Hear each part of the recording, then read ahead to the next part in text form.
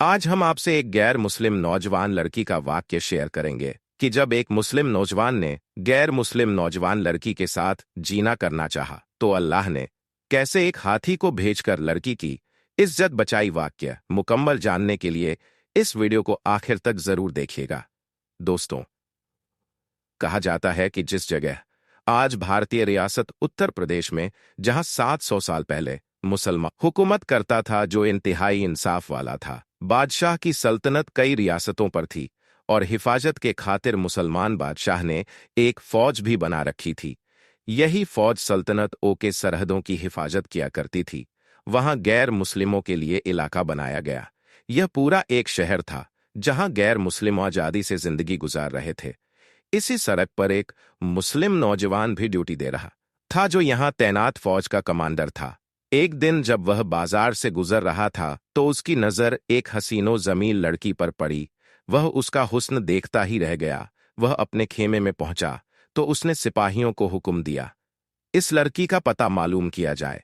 सिपाही दौड़े दौड़े शहर गए और चंद ही घंटों में यह मालूम कर लाए कि वह लड़की कौन है और कहाँ रहती है। वापस आकर सिपाहियों ने कमांडर को बताया, वह लड़की एक गरीब आदमी की बेटी है और वह दोनों एक टूटे फूटे घर में रहते हैं और दोनों मुसलमान भी नहीं है और बड़ी ही परेशानी में जिंदगी गुजार रहे हैं।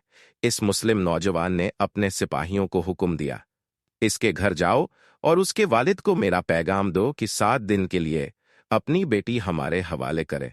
उसे दुल्हन की तरह सजाकर और डोली में बिठाकर मेरे पास लाओ। अगर उसका वालिद इनकार करें तो जबरदस्ती उस लड़की को उठाकर मेरे पास ले आना। दोस्तों, सिपाही हुक्म की तामिल पर निकल पड़े।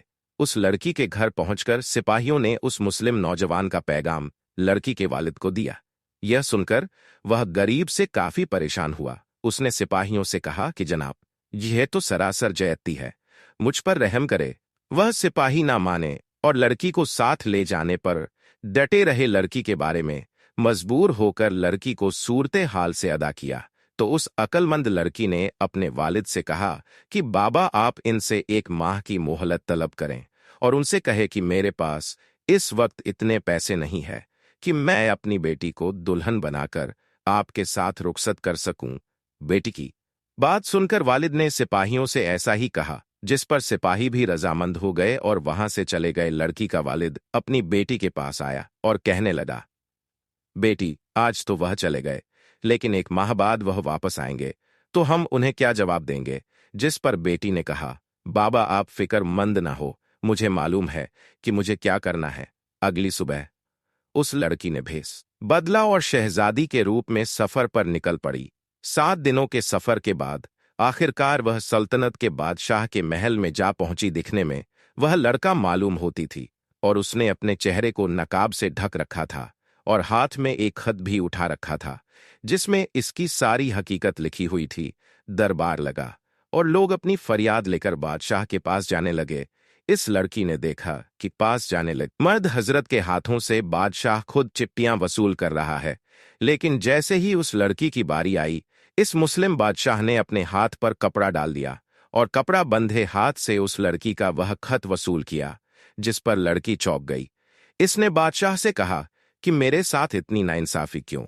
अपने हाथ पर कपड़ा डालकर मेरा खत क्यों वसूल किया? जिस पर बादशाह ने कहा कि मैं जान चुका हूं तुम लड़का नहीं बल्कि एक लड़की हो और इस्लाम में किसी गैर महरम औरत को हाथ लगाना नाजायज है। बताओ, तुम्हारी क्या फरियाद है? दोस्तों, ये सुनकर वह लड़की हैरान रह गई और इसने सब कुछ बादशाह को बता दिया। जिस पर बादशाह ने कहा कि तुम अपने घर चली जाओ और जिस दिन सिपाही तुम्हें लेने आए उनके साथ चली जाना। अल्लाह तुम्हारा हामियो नाजिल हो। बादशाह की बात सुनकर लड़की हैरान हुई कि वह तो अपनी फरियाद बादशाह के पास लेकर आई थी, मगर बादशाह ने भी उसे सिपाहियों के साथ जाने का हुक्म दिया। दिल में बहुत से सवाल लिए वापस अपने घर को चल दिए। घर पहुंची तो वालिद ने उससे दरियाफ्त किया कि तुम इतने दिन कहाँ थी? जिस पर लड़की ने बादशाह के दरबार का किस्सा सुना दिया। लड़की का वालिद भी परेशान हो गया तो लड़की ने अपने वालिद को तसल्ली दी, जिस तरह से बादशाह ने मेरी हिफाजत की और मुझे सिपाहियों के साथ जाने का हुक्म दिया, यकीन इसमें कोई बड़ा राज है।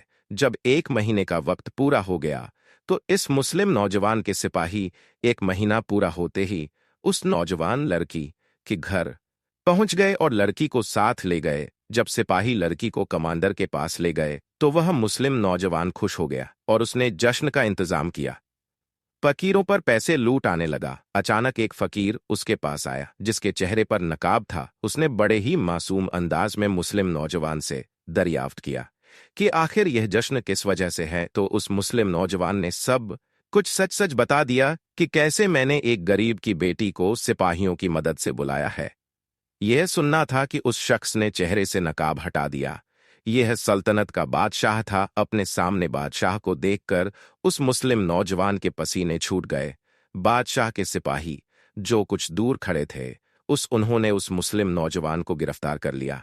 बादशाह ने जिना की कोशिश करने के जुर्म में उस नौजवान के लिए सख्त सजा मुकर्रर की और सिपाहियों से कहा, इसके हाथ पांव बांधकर इसे भूखे हाथियों के पैरों तले कुचल दिया जाए। बादशाह की हुक्म की तामील हुई और गलत इरादे रखने वाला नौजवान अपने अंजाम को पहुंच गया। दोस्तों, उसके बाद बादशाह खेमे में गया। यहां वह लड़की इंतजार में थी कि कोई मौजा हो और उसकी इज्जत बच जाए। लड़की ने बादशाह को देखा तो खड़ी हो गई। बादशाह ने गैर मुस्लिम लड़की से कहा कि मुसलमान इंसाफ करने वाला होता है और इंसाफ करने के लिए चाहे समंदर ही पर करना पड़े मैं कर देता हूं। अल्लाह का शुक्र है कि मैंने एक लड़की की इज्जत बचाई। और बादशाह ने कहा, इंसाफ बहुत जरूरी चीज है। इंसाफ करने वाला कभी गलत नहीं हो सकता। इंसाफ तो हसरत है कि करेगा। कानून की नजर में सबके हुकूक बराबर होने चाहिए। कानून में नाइंसाफी बर्बादी का रास्ता है। इस्लाम में हमें इंसाफ करने का हुक्म दिया गया, चाहे वह हमारा कोई भी हो, गैरों पर आया, अपना मुस्लिम ना मुस्लिम कोई भी हो।